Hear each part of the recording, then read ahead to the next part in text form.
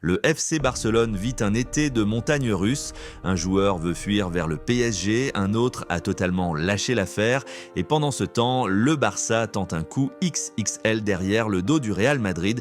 Je vous explique tout, dossier par dossier.n. Commençons par la meilleure nouvelle. Le FC Barcelone est en passe de devancer le Real Madrid dans le dossier Rodri, profitant de l'espace laissé par les Mérengues pour obtenir l'aval du champion du monde, du moins sur le principe. Attention, rien n'est signé. Il faut encore s'entendre sur les conditions salariales et trouver un accord avec Manchester City, où le milieu reste sous contrat un an de plus. Le club anglais accepterait sans doute une vente autour de 60 à 70 millions d'euros.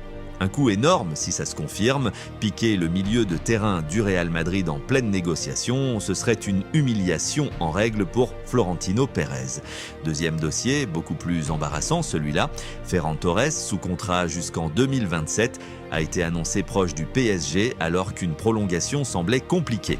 Et selon Sport, l'international espagnol aurait désormais indiqué au PSG qu'il souhaite le rejoindre.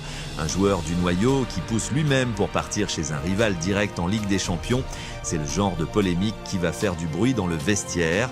Et la tension monte encore d'un cran côté transfert. Selon les dernières infos, Paris refuse de bouger et piège le Barça dans les négociations sur un autre dossier lié à Koundé, dont le plan de Luis Enrique se heurte à un prix jugé excessif. Troisième dossier, et là c'est carrément un échec.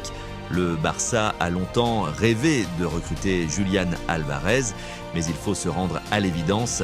Sauf retournement de situation improbable, l'attaquant argentin ne signera pas au FC Barcelone. Un coup dur pour Deco et Laporta, qui espéraient renforcer l'attaque avec un profil de ce calibre.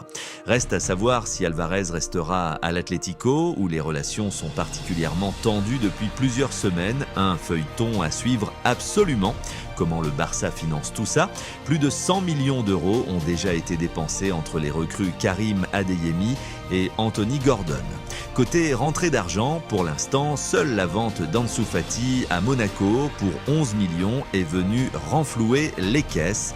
Autrement dit, le club dépense large avant même d'avoir vendu massivement. Une stratégie à haut risque qui peut vite tourner à la polémique si les ventes ne suivent pas. Donc en résumé, un coup de maître possible avec Rodri, une trahison qui se prépare avec Ferran Torres, un échec cuisant sur Álvarez et des comptes qui donnent le vertige. L'été Blaugrana est loin d'être terminé. Dites-moi en commentaire quel dossier vous inquiète le plus et abonnez-vous pour ne rien louper de la suite.